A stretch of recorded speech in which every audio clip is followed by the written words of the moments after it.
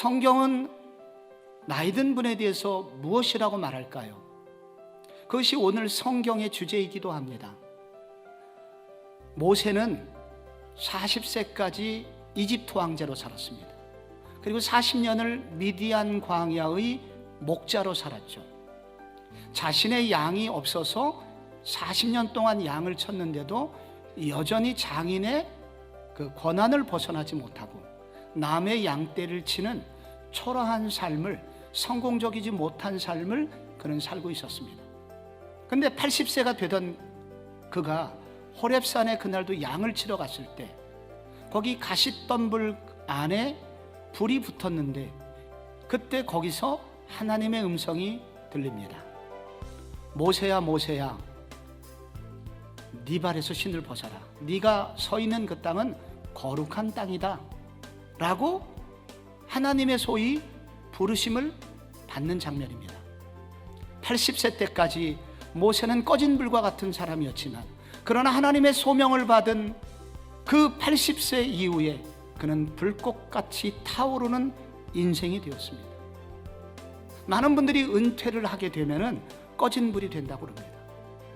오늘 어버이 주일에 하나님께서 이 출애굽기 4장을 우리 가운데 특별히 묵상하게 하신 것은 주님, 우리의 부모님들이 다시 불꽃처럼 타오르는 인생이 되게 하소서, 기도하라는 사인인 줄로 압니다. 마지막까지 눈이 흐리지 않는, 기력이 쇠하지 않는 그런 부모님이 되게 해달라고 기도하라는 사인인 줄로 압니다. 어떻게 다시 타오를 수 있을까요? 오늘 성경은 일상의 현장으로 침투해 들어오시는 하나님을 체험하라고 도전을 하고 있습니다. 그렇기 때문에 우리의 귀를 예민하게 하여 하나님의 말씀을 듣고자 해야 됩니다. 듣고자 할 때 하나님은 말씀을 주실 것이고 그 말씀에 또한 받기만 하지 말고 그 말씀에 순종하게 될 때 하나님은 동일한 모세가 경험한 은혜를 성도들에게 주시게 됩니다. 그러한 과정은 결국 성도로 하여금 다시 불붙게 만듭니다. 둘째로, 우리가 다시 불꽃처럼 타오르기 위해서는 기도의 손을 높이 들고 하나님께 나아가야 됩니다. 왜 그렇습니까? 기도가 그런 것이기 때문입니다. 기도는 무한한 자원을 가지신 전능하신 하나님을 만나는 시간입니다. 그리고 그분께 만나 도움을 요청하는 시간입니다. 그리고 도움을 요청하여 그 결과 그 무한한 자원의 일부를 가져다 쓰는 시간입니다. 하나님은 거대한 불과 같고 거대한 불과 같은 분이십니다.